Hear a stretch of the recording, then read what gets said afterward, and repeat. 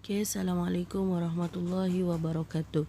Kita sambung pembelajaran kita hari ini dengan pelajaran yang keempat, sifat-sifat yang wajib bagi Allah. Okey, minggu lepas kita belajar sifat-sifat yang wajib bagi Allah, iaitu ada, sedia kala, kekal, berlainan dengan makhluk, berdiri dengan sendirinya dan esa ataupun tunggal. Okey.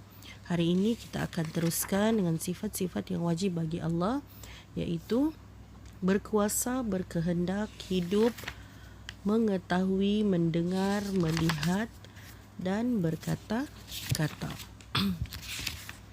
Okey, muka surat 22. Okey, berkuasa. Allah bersifat dengan sifat berkuasa. Artinya Allah berkuasa untuk mengadakan sesuatu. Sekiranya Allah tidak berkuasa, sudah tentu makhluk ini tidak akan dapat diciptakan. Kuasa Tuhan berbeza dengan kuasa makhluk. Kuasa makhluk berkehendak kepada kuasa Allah kerana kuasa Allah tidak terbatas. Kuasa Allah Maha sempurna dan apa sahaja kehendaknya akan terjadi walaupun ada kuasa makhluk yang menentangnya. Ini adalah kerana makhluk itu sangat lemah untuk mengenal apa yang dicipta tetapi tidak mengenal sesiapa yang mencipta. Mereka juga mengenal kuasa makhluk lain tetapi mereka tidak mengenal dan merasa kehebatan kuasa Allah. Oleh sebab itu, sudah tentu Allah itu Tuhan yang maha berkuasa dan tidak ada sesuatu kuasa pun yang dapat mengatasinya. Okey, yang kedua. Yang kedua, berkehendak. Allah bersifat dengan sifat berkehendak. Artinya, Allah menetapkan sesuatu menurut kehendaknya sendiri. Adalah mustahil Allah itu dipaksa oleh kekuatan yang lain untuk melakukan sesuatu. Sekiranya Allah dipaksa oleh kekuatan yang lain, ini bermakna Allah bukan Tuhan kerana sesungguhnya terpaksa itu adalah sifat yang lemah. Di dalam Al-Quran, Allah menerangkan bahawa dialah sahaja Tuhan yang menjadikan apa jua yang dikehendakinya. Ini jelas bagi kita bahawa Allah itu tidak dipaksa.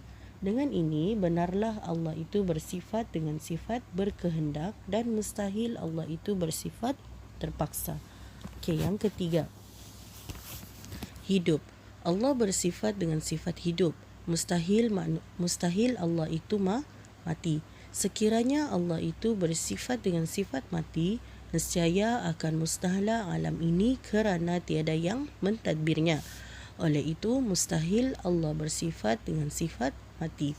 Kita lihat sebuah kereta yang sedang berjalan sementara pemandunya mengantuk ataupun pemandunya tertidur. Apakah akan terjadi kepada kereta tersebut? Begitu juga dengan alam ini. Apa akan terjadi sekiranya tidak ada Tuhan yang mentadbirnya? Nescaya kita semua akan binasa. Sesungguhnya kehidupan Allah berbeza dengan makhluk. Ini adalah kerana makhluk memerlukan makanan dan minuman untuk terus hidup, sedangkan Allah tidak berhajat kepada makan dan minum. Ia tidak dapat dibayangkan dan difikirkan oleh akal kita. Oleh itu, jelaslah apa yang difirmankan oleh Allah di dalam Al-Quran bahawa tiada Tuhan selain Allah yang hidup. Okey, seterusnya, mengetahui. Allah bersifat dengan sifat mengetahui. Pengetahuan Allah itu meliputi seluruh alam. Allah tahu apa yang telah berlaku, sedangkan Allah tahu apa yang telah berlaku, yang sedang berlaku dan apa yang akan berlaku. Adalah mustahil Allah mengetahui sesuatu itu sekiranya ia jahil, kerana jahil adalah sifat makhluk. Oleh itu, nyatalah bahawa perjalanan dan kejadian alam ini mengikut pengetahuan Allah untuk membuktikan bahawa hanya pengetahuan Allah sahaja yang dapat mengatur alam ini dengan sebaik-baiknya. Memang jelas apa yang difirmankan oleh Allah Subhanahu wa taala di dalam Al-Quran. Allah berfirman yang bermaksud bahawa Allah itu mengetahui tiap-tiap sesuatu. Ini menunjukkan bahawa Allah itu maha mengetahui. Okey, yang seterusnya mendengar. Mendengar. Sesungguhnya Allah itu bersifat dengan sifat mendengar. Adalah mustahil bagi Allah bersifat dengan sifat tuli. Sekiranya Allah itu tuli, ini bermakna Allah bukan Tuhan kerana tuli itu adalah sifat yang lemah dan hanya dimiliki oleh makhluk ciptaannya. Oleh itu, sudah tentu tidak akan masuk akal sekiranya Tuhan itu bersifat dengan sifat tuli, kerana itu hanya akan menjadikannya sama seperti makhluk. Allah itu mendengar. Allah mendengar bukanlah dengan telinga sebagaimana makhluk ciptaannya mendengar. Pendengaran Allah tidak terbatas sebagaimana pendengaran makhluk. Makhluk memerlukan telinga, udara dan bunyi untuk mendengar, sedangkan Allah tidak memerlukan itu semua.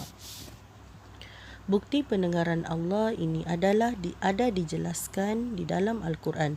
Oleh itu, jelaslah bahawa Allah itu maha mendengar. Melihat.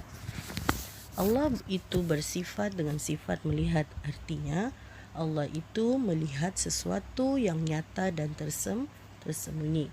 Ini menunjukkan bahawa penglihatan Allah tidak terbatas dan buta adalah sifat yang mustahil bagi Allah. Adalah menjadi kekurangan dan kelemahan sekiranya Allah itu buta. Ini kerana jika Allah itu buta, nescaya alam ini tidak akan dapat ditadbir dengan sempurna. Kalau kita nyatakan bahawa makhluk ciptaan Allah melihat dengan menggunakan mata, cahaya dan alat yang lain diperlukan, berlainan dengan cara Allah melihat. Ini adalah kerana Allah melihat bukan dengan mata atau sebarang peralatan lain. Oleh sebab itu, jelaslah bahawa Allah bersifat dengan sifat melihat dan jauhlah ia daripada sifat buta.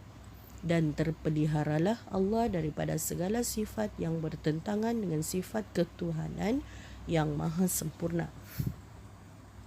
Okey, yang terakhir, berkata-kata. Allah itu bersifat berkata-kata. Ini bererti bahawa Allah itu tidak bisu. Bisu adalah sifat yang tercela dan mustahil bagi Tuhan dan mustahil bagi Allah Tuhan kita sembah memiliki sifat yang tercela itu. Allah mempunyai sifat berkata-kata. Al-Quran adalah kata-kata Allah yang jelas dan sedia kala. Berkata-kata Allah adalah berbeza dengan cara makhluk berkata-kata. Makhluk berkata-kata memerlukan lidah, bibir dan alat lain untuk berkata-kata. Sifat ini adalah amat lemah dan terbatas. Berkatanya Allah tidak memerlukan itu semua dan tidak terbatas. Keadaan ini jelas ketika Allah berkata-kata dengan Nabi Musa alaihissalam. Ini sebagai bukti bahawa Allah itu bersifat dengan sifat berkata-kata dan terpelihara daripada sifat bisu. Okey, seterusnya sila buat latihan 1 pada muka surat 27. Okey, yang pertama, soalannya apa akan berlaku sekiranya Allah itu lemah?